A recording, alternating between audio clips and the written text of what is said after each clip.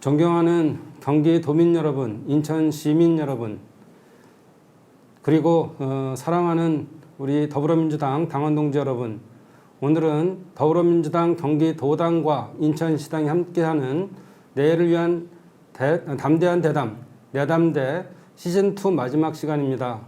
오늘은 굳이 소개를 안 드려도 정말로 유명하신 분이신데요. 우리 양소영 숭인 법무법인 대표 변호사님을 모시고 오늘 강연을 진행해 볼까 합니다. 주제는 알아두면 쓸데있는, 보통 쓸데없는 이렇게 얘기하는데 오늘 정말 알아두면 쓸데있는 생활법률 이야기를 가지고 얘기를 나눠볼 것이고요.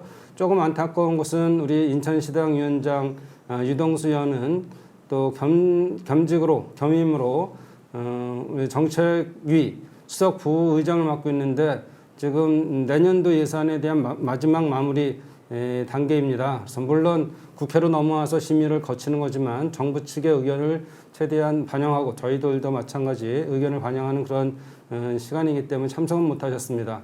다음 시간에는 꼭 같이 해서 더 심도 있는 논의를 하도록 하고요. 우리 양소영 변호사님 어렵게 시간 내주셨는데 인사 말씀 좀 부탁드리겠습니다. 네, 안녕하세요. 양소영 변호사입니다. 오늘 내일을 위한 담대한 대담에 초대해 주셔서 너무 영광이고요.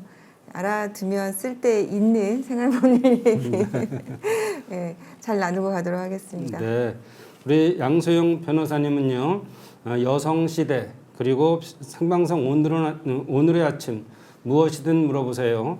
아침마당 동치미 등에 출연하셨고요. 그리고 언론중재위원회 중재위원도 하셨고 한국 콘텐츠 분쟁 조정위원회 조정위원으로도 활동하셨고요. 또 서울시 교육청 교육법률 지원단에서도 또 일해 주셨습니다. 무엇보다도 현재 한국여성변호사회 부회장을 맡고 계십니다. 그리고 약 1만 명에 해당하는 TV 양소영 TV인가요? TV 네, 양소영인가요? 양소영 TV. 네, 양소영 TV를 직접 운영하고 계시거든요. 그래서 오늘 많은 말씀을 해주실 텐데요. 오늘 우리가 주로 다룰 것은 민법 개정 방향에 대한 얘기일 것 같습니다. 우리는 늘 법 없이도 살아야 한다는 그런 말씀들은 많이 하시지만 현실에서는 그렇지 못한 부분이 많이 있죠. 그래서 법을 알아야만 하는 세상입니다. 특히 민법은 일반인의 사적 생활관계인 재산관계라든지 가족관계를 기여하는 법이기에 사회 공동체 유지 발전에 꼭 필요한 법입니다. 그런 의미에서 오늘 강의는 더 좋은, 더 나은 사회 공동체를 이루기 위한 방안이라고 해도 과언이 아닐 것 같습니다. 지금까지는 내일을 위한 담대한 대담이 권력 구조에 대한 문제, 또 탄소 중립의 문제, 경제 민주주의에 관한 문제, 코로나 문제, 정의의 문제, 한국한 뉴딜 문제 등 너무 거시적이고 딱딱한 내용 중심이었다면 오늘은 조금 소프트하지만 꼭 필요한 그런 얘기가 되지 않을까 생각합니다. 그 어느 때보다도 유익하고 편안한 그런 시간을 가지시길 바라고요. 또 나중에 필요하신 부분에 대해서는 우리 게시판을 통해서 질의 주시면 저희가 대신 제가 여쭤보고 또 답변을 듣는 그런 기회를 갖도록 하겠습니다. 제 서론이 너무 길었는데 오늘 양소영 변호사님을 모시고 좋은 얘기를 들어보도록 하겠습니다. 부탁드리겠습니다. 네, 감사합니다. 네, 오늘 내일을 위한 담대한 대담에 이제 생활 법률 강의를 요청을 받아서 처음에는 좀 굉장히 고민이 많았습니다. 그 시당에 계시는 분들을 대상으로 제가 어떤 것을 해야 될까 굉장히 고민이 많았는데 의원님이 말씀해 주신 대로 그래도 이제 제가 할 수 있는 얘기, 그 다음에 좀 필요한 얘기, 말랑말랑한 이야기, 소프트한 얘기, 사는 얘기가 사실은 어떻게 보면은 굉장히 중요한 부분일 수도 있다는 생각이 들어서 그냥 원래 하던 대로 제가 잘 아는 얘기를 좀 하는 것이 낫겠다는 생각을 했습니다. 사실 이제 한국 사회가 굉장히 지금 엄청난 변화를 겪고 있는데요. 그 와중에서도 가장 큰 문제가 되고 있는 것이 가정의 해체죠. 가정의 해체.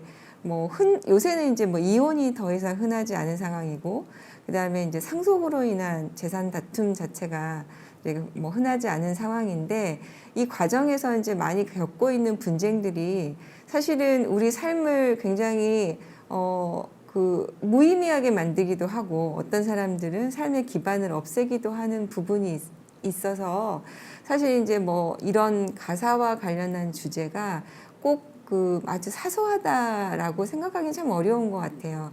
왜냐하면 이제 고민을 해오시는 분들 얘기를 들어보면은 삶 자체가 흔들리는 분들이 굉장히 많이 있습니다.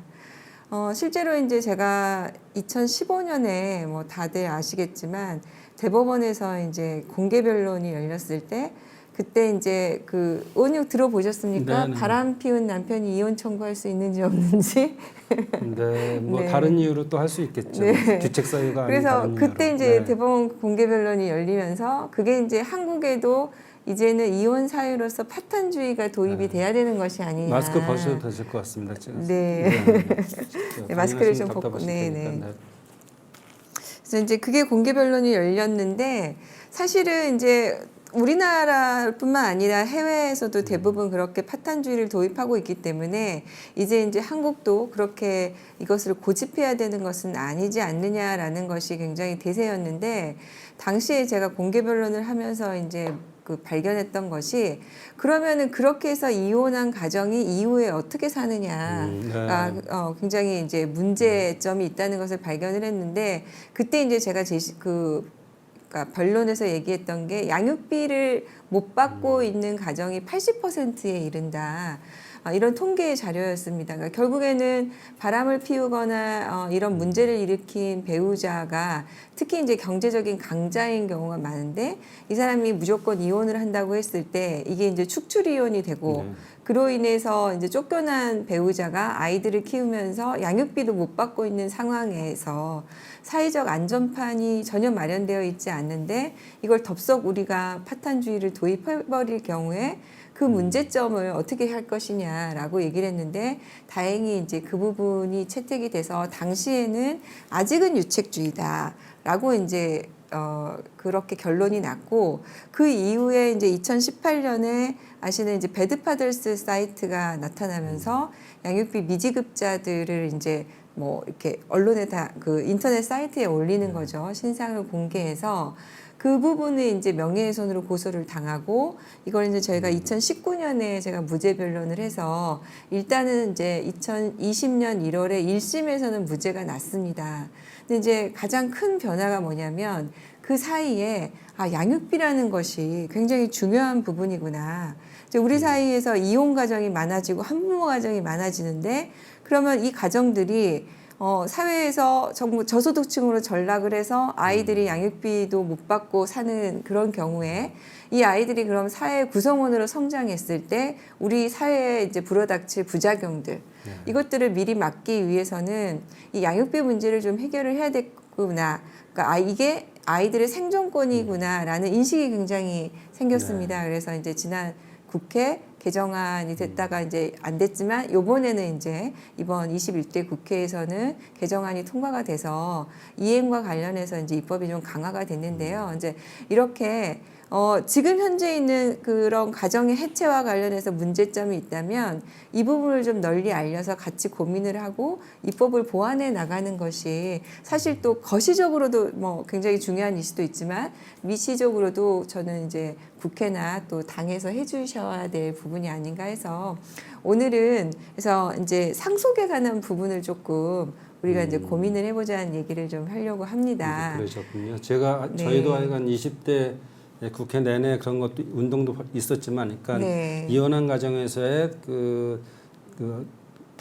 아버지가 그러니까 그 양육비를 지급하지 않는 판결이 났음에도 불구하고 그런 경우 굉장히 많아서 그 문자 폭탄까지는 아니어도 계속적으로 SNS 상으로나 그런 호소하는 경우가 많았고 이때에 이 문제를 자각 들으라고 아마 공동 발의도 많이 하고 그랬던 것 같습니다. 그래서 이제 다행히 그 부분이 좀 어느 정도는 해결이 돼서 요새는 어쨌든 희망이라는 것이 좀 생겼어요. 그리고 이제 이혼을 하더라도 이 아이들을 어쨌든 조금이라도 내가 최저 생계비 정도, 최저 양육비 정도는 받을 수 있는 게 안전판이 좀 생겼구나 이제 이렇게 마련이 될 수 있듯이 이제 저희가 상속 부분도 한번 이제 좀 생각해봐야 될 것이 우리 사회가 이제 고령화 사회로 되고 있는데요. 최근에 이제 많이 상담 오는 것들이 이제 두 가지가 있는 것 같습니다. 예를 들어서 이제 이런 경우를 상정을 해보면 이제 부부가 같이 살고 있어요. 잘 살고 있는데 갑자기 한 배우자가 사망을 해버리는데요. 네. 특히 이제 남편이 사망한 경우에 이제 그 확률적으로 이제 남성들이 아무래도 수명이 네, 이제 평균 네, 수명이 네. 좀 더 짧고 남성들이 이제 가정을 책임지다 보니까 이로 인해서 뭐 건강도 조금 안 좋아지시는 경우가 많아서 이제 이런 가정이 이제 사례로는 좀 많이 있는 것 같습니다. 근데 이제 돌아가신 분이 사실은 이제 가정을 책임지다 보니까 재산이 대부분은 남편 명의로 되어 있단 말이죠. 그래서 이제 남편하고 같이 해서 고생해서 이제 살고 계시던 이제 어머님이 한번 상담을 오셨는데요. 그 어머님은 이제 그 둘이서 이제 평생 농사를 지어서 다행히 이제 집 한 채를 마련을 해서 살게 되셨어요. 그래서 이제는 좀 살만하다 싶었는데 갑자기 아버님이 이제 지병으로 돌아가시게 됐는데 그러면은 이제 이 경우에 상속이 되는데요. 자녀가 3명입니다. 네, 네. 그 의원님 상속분이 어떻게 되는지 아십니까? 원래 네. 배우자한테 2분의 1이 나머지 2분의 1을 가지고 3분의 1씩 나누는 거죠. 원래는 그러니까요. 네, 네. 이렇게 아직도 의원님도 잘 네. 네, 상속분이 그렇게 되는 게 아니라 배우자는 1.5, 1대1 해서 7분의 그런가요? 3밖에 못 가져갑니다. 자녀가 특히 여러 명인 경우에는, 그러니까 3명인 경우에는 9분의 3? 그러니까 1.5대 111이니까 네, 네. 자녀가 3명인 경우에는 어머니는 9분의 3밖에 못 가져가고 자녀들이 이제 9분의 2씩 가져가거든요. 그러면 이제 집이 예를 들어서 9억이라고 했을 때 9억짜리 집을 어머니는 이제 3억밖에는 못 가져가니까 어머님은 더 이상 이 집에서 자녀들의 협조 없이는 못 사는 거예요. 네. 근데 이제 뭐 대부분은 뭐 자녀들이 엄마 아빠가 고생해서 집 한 채 마련했는데 당연히 어머니 살게 하겠지. 효녀거나 효자거나 그러겠지. 한국 사회에서라고 생각하시지만 그렇지 않은 경우가 굉장히 많다는 거죠. 제가 겪은 것 중에 하나는 장남이 소송에 들어왔어요. 네. 처음에는 이제 어머님한테 그 집에서 살게 해줄 때가 약속을 했는데 어머님이 이제 그래 너무 고맙구나. 그러면은 내가 이 집에서 이제 살다가 죽을 때 니네들한테 그럼 다 나눠줄게. 이제 이렇게 하고 했는데 어머님도 이제 곧 돌아가실 수 있으니까 상속 등기를 하러 갔더니 법무사가 아니, 어머니 곧 돌아가실 건데 또 뭐하러 상속비. 합니까? 네. 그냥 이번 기회에 자녀들 명의로 3분의 1씩 하시죠. 이렇게 얘기를 한 겁니다. 그래서 어머님도 생각해 보니까 그런 것 같아서 자녀들 명의로 이제 3분의 1씩을 했더니 큰아들이 소송에 들어온 거죠. 내 거 3분의 1을 내놔라. 네. 네. 어머님은 이제 아무것도 없는 거잖아요.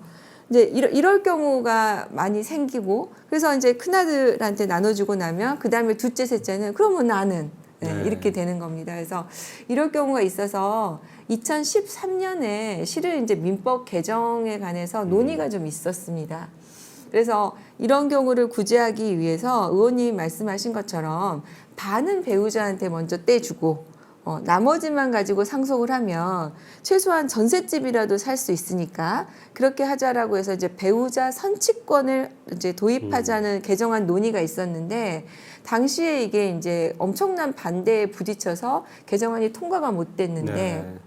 이제 두 가지가 있었어요. 하나는 이제 이 집 같은 경우에 이제 이렇게 한 집에서 그냥 어머니 아버지가 이혼을 안 하고 만든 가정이라면 큰 문제가 없는데 그게 아니라 예를 들어서 이 집을 아버지가 이제 재혼을 하셨다고 가정을 해볼게요. 어머니가 먼저 돌아가시고 그럴 경우에 그러면은 우리 어머님은 돌아가시면서 아무것도 상속은 못 받고 돌아가셨는데 이 집은 우리 어머니하고 아버지가 만든 건데 새로운 어머니가 들어와서 이 집을 반을 가져가면 너무 억울하잖아요. 네. 그러니까 이제 재혼 과정에서 이 배우자 선취권에 대해서 일단 반대를 하고 더 크게 반대는 회사를 경영하시는 분들이 이게 지금 그냥 집 한 채면은 배우자가 반 가져가도 되는데 이게 지금 기업이라고 생각해 봤을 때는 반을 배우자가 가져가 버리면 쉽게 얘기해서 경영권이 위험해지는 네, 경우가 네. 발생해서 엄청난 반대에 부딪혀서 이제 통과가 안 됐습니다. 근데 이제 현실적으로 지금 이게 점점 심각해지고 있는 게 사실은 저만 해도 애가 셋이지만 제가 만약에 이제 나이가 들었을 때 제 자녀들이 저를 부양해 줄지 제가 장담을 못 하겠어요. 제가 아파가지고 치매에 걸려서 요양병원에 들어갔을 때 제가 애가 셋이거든요. 네. 그래서 저희 애들한테 제가 그랬어요. 그냥 이게 너희들이 셋이니까 한 주에 한 번씩만 와. 네. 그러면은 그냥 한 주는 엄마가 그냥 혼자 견딜게. 제가 그렇게 하면 제 아들이 아니야 엄마 내가 마저 가야지. 전 이럴 줄 알았거든요. 근데 저희 애들이 알았어요 엄마 그러더라고요.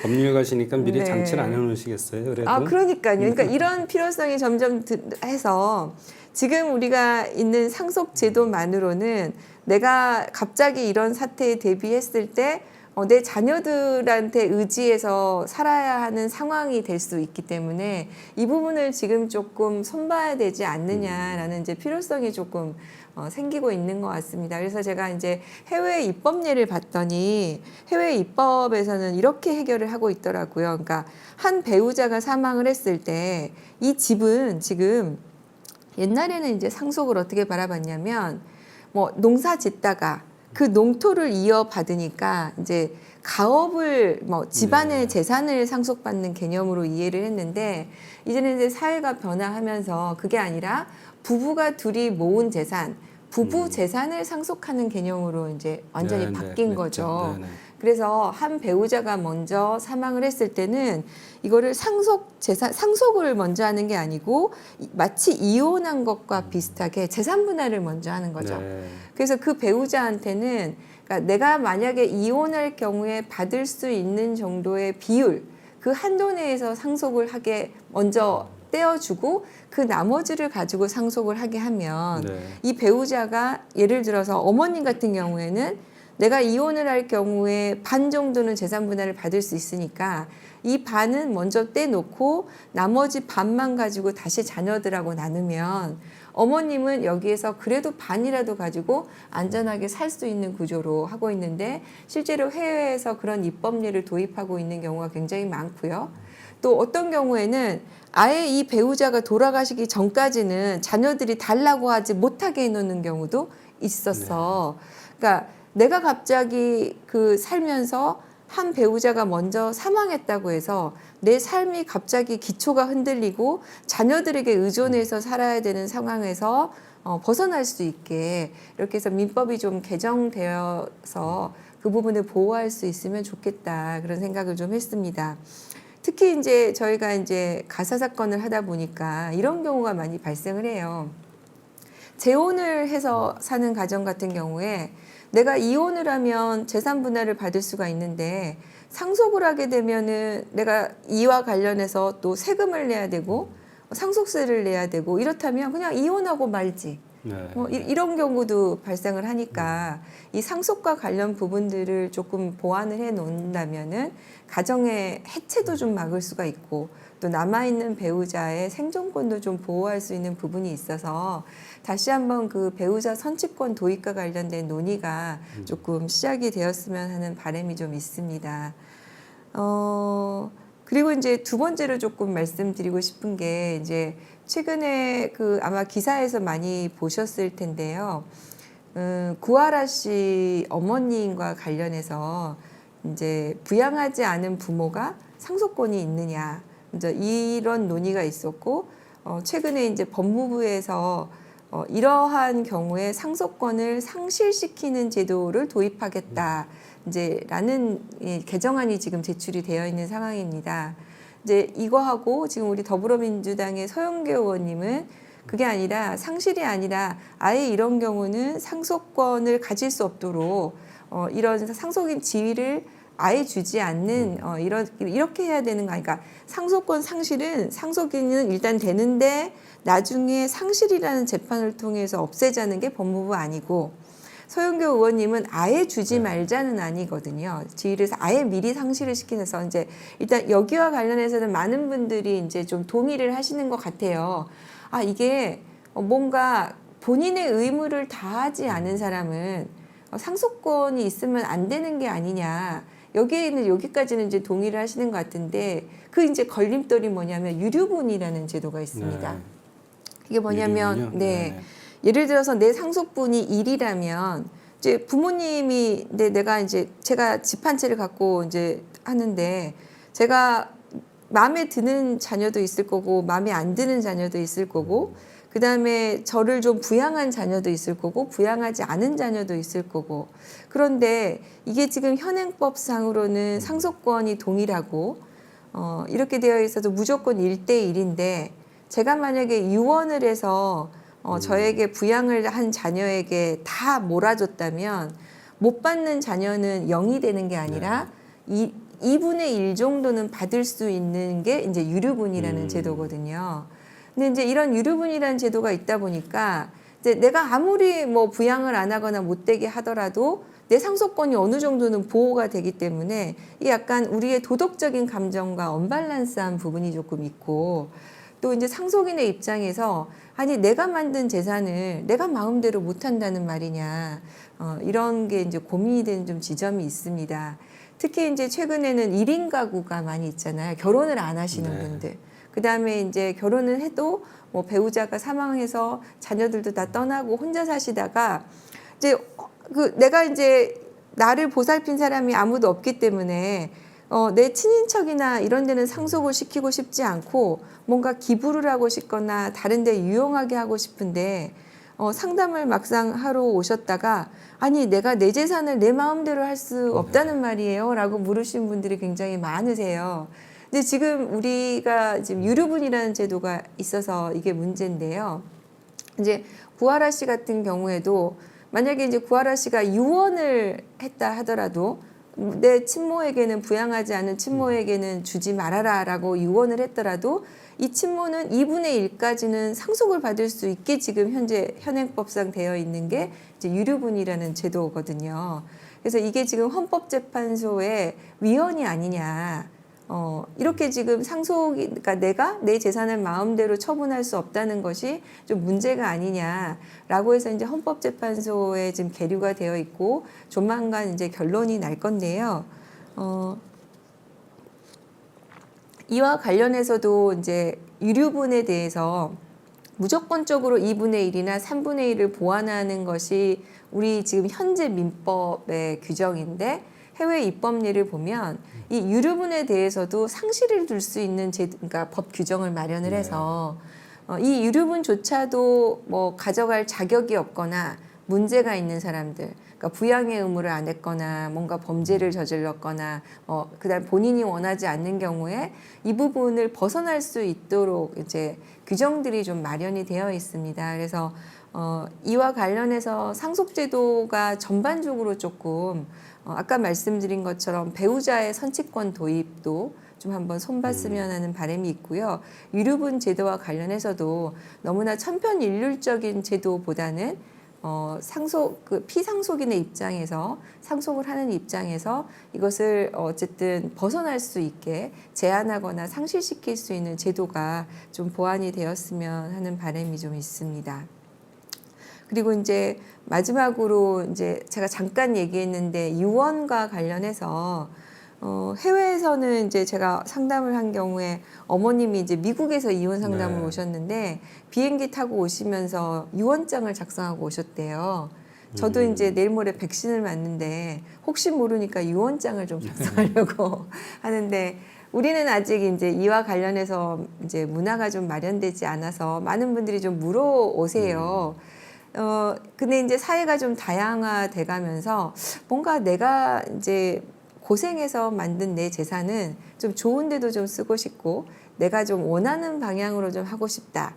뭐 이렇게 하는데 지금 현행법상은 굉장히 좀 다양하게 보호가 되어 있지가 않고 또 자필유언이라는 제도가 저희가 있기는 합니다. 자필유언 제도가 있기는 한데 이 유언을 했을 때 유언장을 내가 잘못 보관하면은 내가 갑자기 사망할 경우에 상속인들이 그 유언장이 있는지 없는지도 알 수가 없잖아요.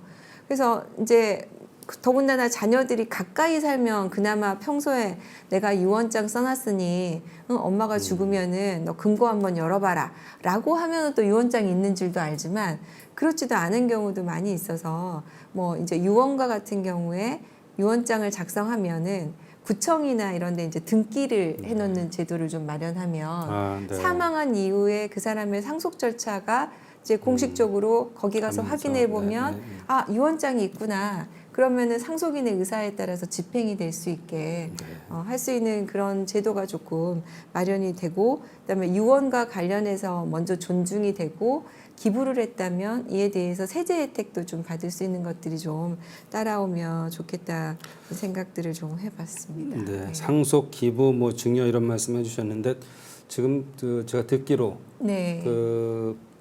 이 기부를 받을 수 있는 단체가 아니었는데 그걸 모르고 그냥 몽땅 기부를 하셨다가 네. 그 다음에 그거에 대한 세금 폭탄을 세금 맞아요. 맞는 네. 경우도 있죠. 네, 네. 그래서 그런 문화를 음. 좀 확산시킬 필요가 좀 있을 것 같고요. 특히 이제 그 1인 가구, 특히 이제 사망하신 경우에 이제 내 재산을 원하지 않는 형제자매들이나 원하지 않는 자녀들에게 상속을 시켜야 되느냐를 의외로 굉장히 고민을 토로하시는 분들이 네. 많이 있어서 이런 부분들이 조금 보호될 수 있게 본인의 고인의 의사가 좀 최대한 반영될 수 있는 제도가 좀 마련될 수 있다면 하는 생각이고요.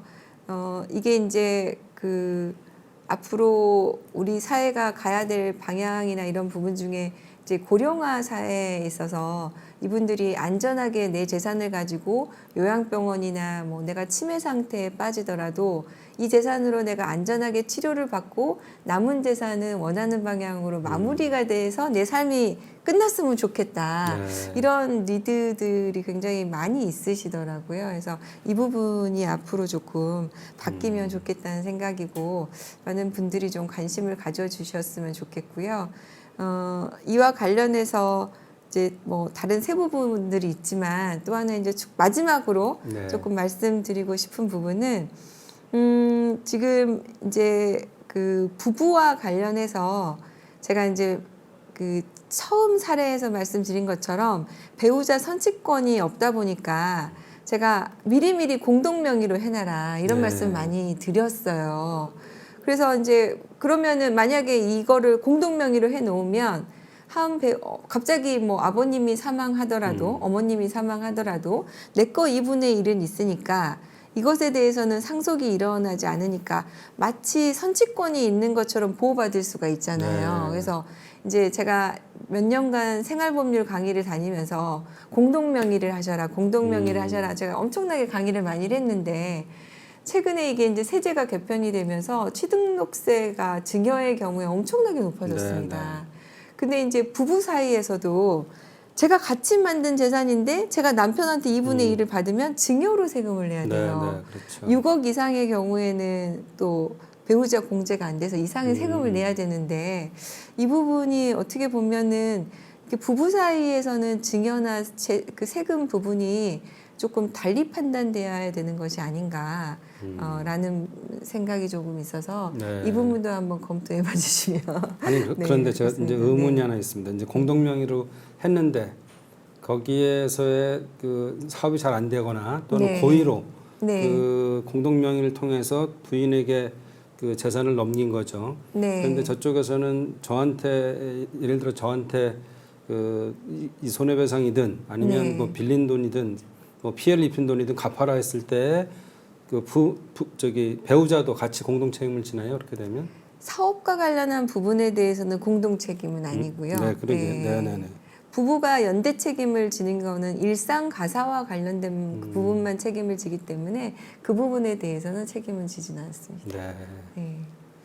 사실은 오늘 그 강연을 듣는 분들은 우리 그 광역 의원님들하고 기초 의원님들이 많이 들으셔요. 네. 그래서 이제 이렇게 쭉 말씀해 주신 거는 법률적으로 우리가 국회에서 법을 다루고 이렇게 해야 되는 경우고 우리 조례 같은 것들을 많이 이제 우리 시의원님들, 도의원님들 또 인천 같으면 구의원님들이 다루시거든요. 네, 네. 이제 늘 법이라는 게 존재하지만 이게 기본 틀이 다 만족은 못해서 기초 단체별로 어디는 이런 특색이 있어서 이런 걸 가지고선 하면은 더 좋을 텐데 다른 데는 그런 환경이 아니어서 바라지 않을 수도 있는 거를 일반화시킬 수는 없으니 그 부족한 부분들을 조례를 통해서 많이 보충을 하거든요. 네. 그래서 그런 것처럼 지금 오늘 말씀 주신 거는 사회가 다양화되면서 그 전에는 하나의 법으로 다 컨트롤이 됐던 것들이 케이스 바이 케이스로 좀 나눠야 되는 게 필요하다. 네, 네. 그렇게 생각하면 우리 지도위원님들, 구의원님들이 하시는 역할들, 조례를 발의하고 그러는 것들이 또 다르지 않다 보이는 거죠, 저희는요. 네, 네. 그래서 그런 것들 조례가 일반화되면 그게 다시 또 전체적인 공통으로 필요한 거라 봐서 또 중앙에서 법을 상임위를 통해서 바꾸기도 하고 뭐 그렇거든요. 네, 네. 그런 의미에서 의미가 있고 제가 처음에 물어보실 때 2분의 1이라고 생각한 건 당연히 대학생한테 2분의 1을 줘야 되는 거 아닌가 이렇게 생각하는 입장에서 말씀드렸다는 거를 좀 알아주시면 좋겠습니다. 아, 네. 그래서 많은 네. 부분들이 그 부분에 대해서는 의원님처럼 그러니까 공감하십니다. 네. 그렇게 줘야 되는 부분에 대해서 굉장히 공감하시는데 그런데 이제 법은 그렇게 안 돼 있다 보니까 그게 이제 우리 이 부분이 조금 현실적인 인식에 가까이 바뀌어야 되는 게 아닌가 해서 말씀을 좀 드렸고요. 말씀드린 대로 이게 이제 각 조례 그 관여하실 수 있는 기초 의원님들 계시니까 이제 말씀을 좀 드리면은 이제 최근에 아마 다 느끼실 거예요. 그러니까 고독사 하는 경우 또 이제 1인 가구에서 그런 것들 자산들을 어떻게 처분해야 되는지 고민하시고 사실은 이제 오셔서 그 제가 쓰러졌을 때 내가 수술을 받는지 뭐 하는지 내가 동의를 꼭 내가 전혀 연락도 안 하던 가족들한테 받아야 되느냐, 불러서 받아야 되느냐, 그 사람들한테 내가 재산을 나눠줘야 되느냐, 다른 사람이 좀 와서 누군가 다른 보호자를 세울 수 없느냐, 이런 현실적인 고민들을 많이 하시더라고요. 그래서 우리 의원님들도 그런 부분들을 좀 보완할 수 있는 게 있으면 같이 고민해 주시면 감사할 것 같습니다.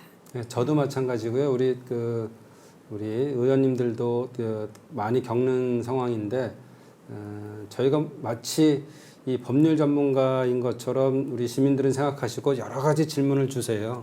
그때가 당혹스럽지 않을까. 네. 상임위 관련되거나 일반적으로 좀 그 경험치를 통해서 답변 드릴 수 있는 한계를 벗어날 때가 있어서 그때 저희가 뭐 요일을 정해서 민원 상담을 받기도 하고 또 해결해 드리기도 하지만 이런 부분에 대한 것들이 좀 우리 당에서도 늘 우리 법률 자문단이 또 구성되어 있기도 하고 그런데 주로 정치법 관련돼서 선거법 관련돼서 할 때 이렇게 자문을 많이 해주시고요. 그 밖에 기능이 좀 약하거든요. 그래서 우리 양소영 변호사님께서 선도적으로 우리 법률가들을 좀 모아서 나중에라도 뭐 계속 늘상하시기는 어렵지만 우리 시의원, 도의원들이 그동안 가지고 있었던 궁금증이나 또 해결해 드려야 되는 게 있으면 또 자문도 그렇게 해주시고 그러면은 얼마나 좋을까 이런 생각을 합니다. 네, 열심히 공부해서 도움이 되도록 하겠습니다. 네.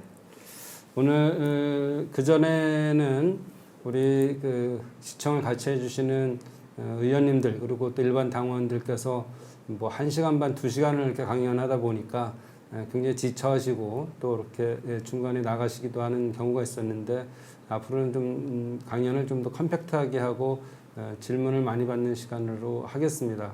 근데 오늘은 이렇게 시즌 2를 마무리하고요. 다시 시즌 3에 대한 것들을 구성을 지금 마쳤거든요. 그래서 시즌 3는 다음 달 9월 8일 둘째 주 수요일부터 시작합니다. 그 다음 강의도 재밌을 것 같은데요. 우리의 정책의 완성은 홍보. 여러분들 의정활동을 열심히 하셨어도 그 홍보 공보가 많이 부족하셔서 시민들이 니네 일을 뭐 하고 있어? 일하는 것 같잖아. 이런 말씀도 많이 들으시거든요. 그래서 홍보가 기가 막혀를 주제로 해서 가질 생각이고요. 또 우리가 두 번째 강연은 산업의 패러다임에 전환해서 4차 산업혁명으로 가지 않겠습니까? 앞으로 그 중에서도 디지털 뉴들이 가장 그린 뉴들이 앞서서 우리는 그린 뉴들은 기후변화에 대한 적응이라 보고 그거에 대한 산업을 키워가야 한다고 보면 우리는 ICT가 강한 대한민국이기 때문에 4차 산업혁명 중에서도 디지털 뉴딜의 방향으로 갈 것이고 여러분들과 같이 이 방향에 대해서 공부하면 더 도움이 될 것 같습니다. 그리고 이미 미국의 변화가 많이 시작됐죠. 바이든 대통령이 들어오면서 트럼프와는 달리 늘 말씀드리지만 트럼프는 마초맨이었고 바이든은 스파이더맨이다 이렇게 말씀드려서 동맹을 중시하면서 중국을 향해 그물을 쳐나가는 이런 전략을 쓰는데 그 사이에서 경제는 그동안은 중국이었고 안보는 미국이다 이렇게 했지만 그 공식이 꼭 맞지는 않는 것 같습니다. 우리가 돌고래론도 나오고 다양한 전략이 나오긴 하지만 이 분야에 대해서 좀 더 한미 관계에 대한 문제, 이것이 또 북한과에 대한 안보 문제 이렇게 이어질 것 같거든요. 그래서 이 분야에 대한 전문가를 모시고 또 이 강연을 듣도록 하겠습니다. 그리고 우리 사회에서 노동이라는 게 굉장히 중요한 상황이죠. 그래서 새로운 노동, 새로운 복지, 또 이렇게 해서 한 번에 큰 패러다임의 전환이 있을 것 같습니다. 이거는 두 번째 산업의 패러다임의 변화에 따라서 노동과 또 복지에 대한 패러다임이 바뀔 수밖에 없다. 이렇게 해서 주제를 선정을 했고요. 그리고 여러분들이 이제 5번째 시간은 아주 많은 관심을 가질 텐데요. 스마트 시티와 AI. 그래서 굉장히 중요한 주제입니다. 앞으로 변해갈 도시 효율화를 높여야 될 텐데 이 스마트 시티를 어떻게 갈 건지 대부분은 이제 우리 IoT를 통해서 빅데이터를 얻어내고 거기에 대한 AI의 분석에 의해서 다시 피드백을 하면서 좀 더 스마트한 사회로 가게 돼 있죠. 이런 논의도 우리는 해야 될 거 아닌가. 저희가 또 조금이라도 선도적인 역할을 해야 되기 때문에 이런 5개의 주제를 가지고 9월, 10월 시즌2를 진행하려고 합니다. 시즌2는 6개의 주제였지만 추석이라는 명절이 끼어 있기 때문에 또 사실은 저희도 국감 또 행정감사 이렇게 많이 하는 시즌이라 하나를 좀 줄였습니다. 5개를 가지고 여러분들과 함께 고민하고 공부해 보도록 하겠습니다. 많은 참여 부탁드립니다. 오늘 시간상 저희도 또 여러 가지 다음 일정이 있어서 오늘 강연은 이 정도 듣고 하려고 하는데 괜찮으시죠? 네, 소리가 많이 들렸습니다. 그래서 오늘 더불어민주당, 경기도당, 인천시당이 진행한 내일을 위한 담대한 대담, 내담대 시즌2 마지막 시간 우리 양소영 변호사님을 모시고 증여에 대한 문제, 또 증여 중에서도 배우자와 자식 간의 관계, 또 유류분이라는 것이 있어서 정말로 이게 필요할 때 다 행사하고 싶지 않거나 하고 싶을 때에 대한 조정에 대한 문제, 세부 조정에 대한 문제, 또 이런 것들에 대해서 한 얘기는 하지만 구청의 등기를 통해서 이런 것들에 대한 유연을 했었다 이런 것들 좀 더 편리하게 알아볼 수도 있게 하는 방법 등을 말씀해 주셨고요. 또 한편 서로 부부간에 요즘은 이혼도 많아졌습니다. 이제 그런 것들의 한 부분이 이 재산 다툼도 있고요. 또 근본적으로 서로 바쁜 시대를 살면서의 신뢰가 쌓이지 않는 부부가 가장 정이 두터워야 되고 신뢰가 쌓여야 되는데 그렇지 않은 부분에 대한 이혼율도 굉장히 높고 또 이 경제적인 문제가 많잖아요. 그래서 될 수 있으면 서로의 믿음, 공동명 이런 걸 통해서 함께한다는 이런 생각에 제안도 주셨고 합니다. 정말 법률이라는 것이 사회의 흐름에 따라서 변화를 해야 되는 것이 틀림없습니다. 헌법 같은 경우에는 큰 틀을 가지고 거기에 따라서 가지만 다른 그 하위 법령들 자체는 시대의 흐름을 반영해야 되지 않을까 싶고요. 특히나 우리 21세기에 들어오면서 사회가 다변화되고 빠른 변화를 가져가기 때문에 거기에 맞는 법률들을 만들어내는 것들이 중요하다. 또 우리 시도의원님들, 구의원님들이 우리 그 의정 활동을 하시면서 또 조례를 만들어가는 부분도 다르지 않다 생각하고요. 또 그런 열심히 해주셔서 우리 도민들, 시민들 생활이 좀이라도 더 나아질 수 있는 방향으로 갔으면 좋겠습니다. 그동안 또 시즌2를 계속 같이 참여해주신 여러분들 감사드리고요. 오늘 대회를 위한 담대한 대담 시즌2 마지막 강연을 이것으로 마치도록 하겠습니다. 참여해주셔서 감사합니다. 고맙습니다. 네, 양소영 변호사님 감사합니다. 감사합니다. 네.